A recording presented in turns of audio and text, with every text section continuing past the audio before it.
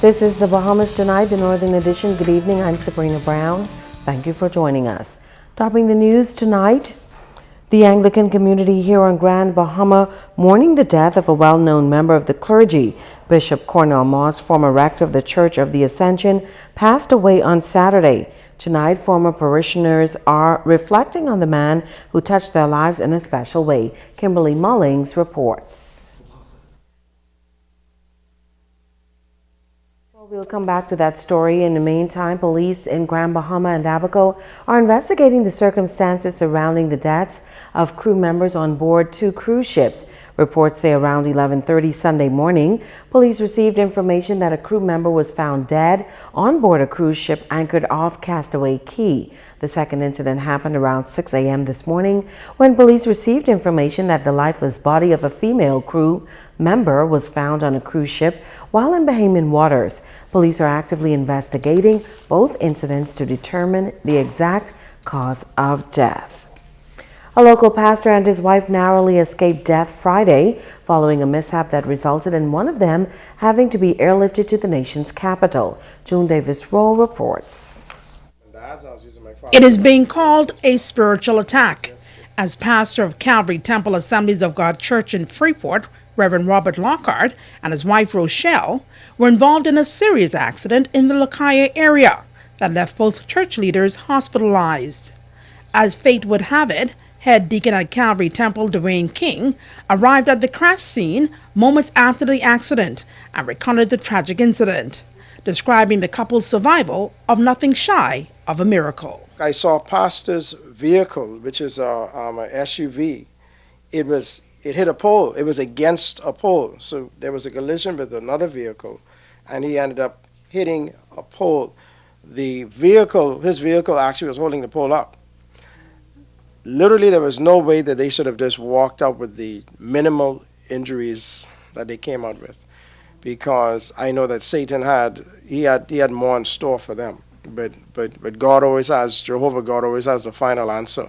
Pastor's head had hit the windshield. Sister Rochelle's knee had hit the dashboard, and the windshield was cracked, and literally the car was holding the pole. They had to wait for Freeport Power to come to do the pole and then move the vehicle. So that was a miracle. Church Deacon Dudley Sade visited the couple at the Ram Memorial Hospital. Pastor Lockhart, he says, traveled with his wife Rochelle, who was later airlifted to the nation's capital. I asked in the wider community, just continue to pray for him, pray for his wife. When we visited him to the hospital, it was shocking to see both of them laying side to side in the hospital, and to see Pastor down and his wife down all at the same time. So I asked on all intercessors from throughout the length and breadth of the Bahamas to pray. Cover the men of God. The religious leaders noted that the recent turn of events are all indicative that the war against the church has intensified, and are making a clarion call for the body of Christ to unite. We have to pray. Sister Iris Williams, Pastor Lindy Russell, we just lost Archbishop Moss, Living Water Assembly, the fire, Peter Pinder. The church, though, we must rejoice, though. We must rejoice, and the church needs to stop being so quiet. I think our country sees us as, the church, they're making noise again. We represent the kingdom of God. Joan Davis-Roll, ZNS Network News. Police and road traffic officers on the beat early this morning, cracking down on infractions in the public busing system. Megan Shepard went along. Officers of the Road Traffic Department and Road Traffic Police Department coming together once again to ensure that the motoring public is adhering to the rules of the road. Monday morning, the team gathered at the Queens Highway and Fishing Hole Road to ensure that the public is adhering to those rules. Last week, public bus drivers were issued warnings and giving a time frame to adhere to those warnings, as well as license and inspect their vehicles. Acting Chief Supervisor at the Road Traffic Department, Marco King, says Monday's check was a follow-up to last week's exercise to ensure that all bus drivers are in compliance. We just carrying on to make sure that the check that we did a few days ago, that all the buses them applied to rules and regulation that was and the period of time we give them to have those things corrected. We find that we don't have that much buses that are licensed this morning, and the ones that are licensed, they did apply to the rules and regulations of Road Traffic Act and are up to date with standard with the carpets and seating and public service driver license. King says the overall goal is to improve the level of service to the public. For far too long, we had cries from the public that the public service busing system and even the public service vehicles were not up to date and par, and was able to accommodate the passengers and the public being comfortable. And so we had to do the check and make sure that everything is up to date, that the public itself could be safe and the buses are up to par, so that the drivers, will adhere to the rules and regulation. We cannot get too lax within enforcing the rules and regulation, so now is the time for us to do it. ASP Kenwood Taylor noting that private vehicles were also being inspected. He says they found that persons are still not wearing their seatbelts and are driving with cracked windshields and heavy tints. We'd like to ask members of the public and public service vehicles, persons who are franchise owners, to ensure that their vehicles are properly licensed and inspected to be on our streets.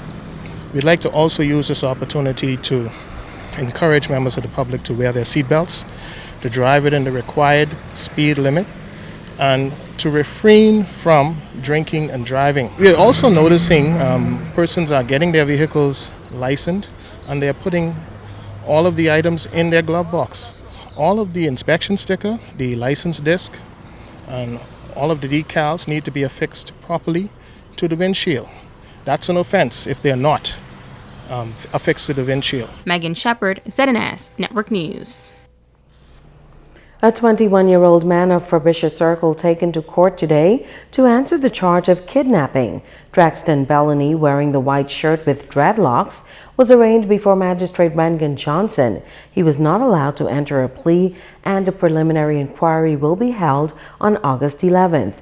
In the meantime, he was remanded to the Bahamas Department of Correctional Services until trial. The Northern Edition will continue in a moment. Stay with us. Bringing news that matters to you. You're watching the Bahamas Tonight Northern Edition. Welcome back. The Anglican community here on Grand Bahama mourning the death of a well-known member of the clergy. Bishop Cornell Moss, former rector of the Church of the Ascension, passed away on Saturday. Tonight, former parishioners are reflecting on the man who touched their lives in a special way. Kimberly Mullings reports. Cornell Moss was ordained as a deacon on January 5th, 1983. Ordained a priest January 5th, 1984. Although he wasn't selected rector of the Church of Ascension on Grand Bahama Island until 1992, January 5th was still celebrated as a milestone at the church, and David Thompson found it special. The 5th of January is my birthday. And so I could always count on Father Moss to be celebrating his achievements in life while reflecting on my birth. Thompson says the congregation of the Church of the Ascension was blessed to have a rector like Bishop Moss, who was not only touched by God, but was a blessing from God. He built the church. He built the membership of the church. He built the money necessary to pay off the mortgage for the church.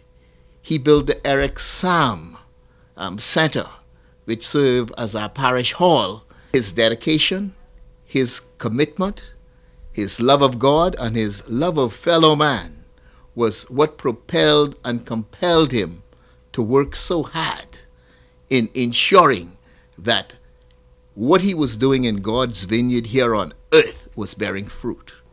Outside the four walls of church, Thompson reflects on Bishop Cornell Moss as a man. He was always affable, always friendly, always reaching out to people. He was a man who encouraged people, not only in terms of their spiritual life, but in terms of their daily life.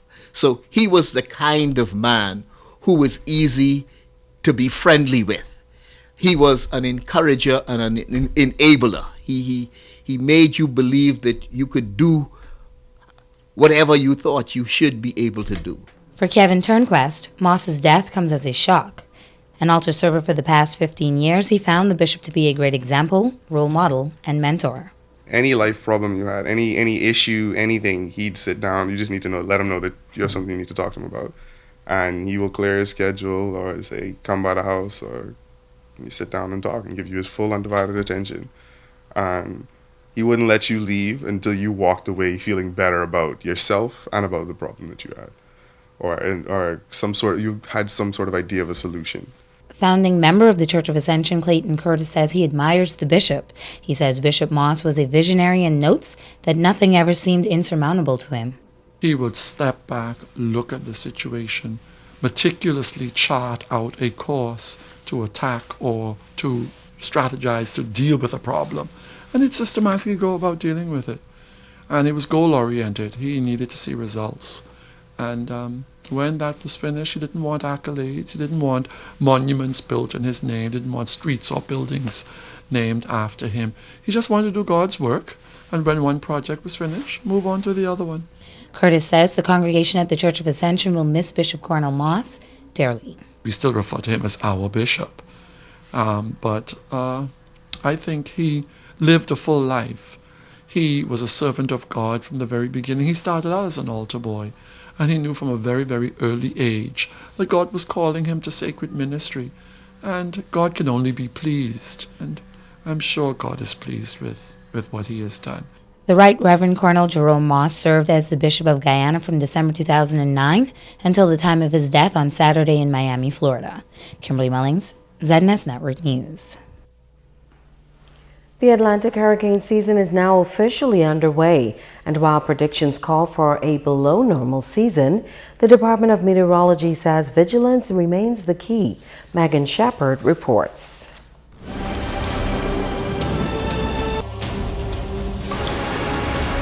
Experts in the field of meteorology predicting a below-average 2015 hurricane season. According to the National Oceanic Atmospheric Administration, this year 6 to 11 named storms are expected, 3 to 6 hurricanes, and 0 to 2 major hurricanes. But despite the low predictions, senior meteorologist in the Grand Bahama Met Department, Kirk James, is reminding residents to stay on their guard. We'll be quick to add that does not mean that residents should rest on their laurels. You must prepare for each hurricane season the same as you do for an active one or an inactive one. It doesn't matter because it only takes one storm to devastate an area. So we want residents to be alert and not be fixated on the numbers. James recalls that the past few years have been predicted as below average and explains the reason behind this. We have El Nino situation developing. That's a phenomenon in which it tends to suppress hurricane development by increasing vertical wind shear, and the vertical wind shear is what inhibit storm development. Also, you have high pressure, which leads to a stable atmosphere. So you need lower pressure in the atmosphere for rising air to build the thunderstorms and create disturbed weather to produce hurricanes. He adds that two common threads in disasters are a lack of awareness and preparation. He says it's important to know your vulnerability, secure your structures, stock up on supplies, and keep first aid kits handy. He says this is the time of year when meteorologists focus on the Caribbean and Gulf of Mexico as the areas of origin for hurricanes. When it reaches speeds to 39 miles per hour, that's a tropical storm. Okay, the tropical depression will be below that. And of course, a hurricane 74 miles per hour and above. Cyclone, major hurricanes, category 3, 111 miles an hour and above. 131 actually and above would be major hurricanes. Megan Shepard, ZNS Network News. It's time now for Ask the Doctor. I'm Dr. Monique Pratt. Welcome. Kelly from Freeport inquired, I have burning in my chest almost every time I eat fried foods or late at night. Is this heartburn or something else? The symptoms you are describing, Kelly, sounds like you may have gastroesophageal reflux disease, also known as GERD or reflux. It's a condition in which the stomach's contents leak backwards into the esophagus. The esophagus, which is the tube that connects the mouth to the stomach, can become irritated with acid from the stomach and may be the cause of the symptoms you are experiencing. Some common risk factors for reflux include obesity, smoking, alcohol consumption, dietary factors such as the intake of beverages and food that contain caffeine, fatty foods, chocolates, and tomato-based products, and pregnancy. Dietary and lifestyle modifications, weight loss, tobacco and alcohol cessation can result in rapid improvement of symptoms. However, if your symptoms persist, please see a doctor as soon as possible, as this can be a sign of a more serious problem. It's important to follow up with your physician if you have any concerns about your health. After all, your health is in your hands. I'm Dr. Monique Pratt, and this has been Ask the Doctor. Don't go away. Sports is up next with Ricardo Liborn.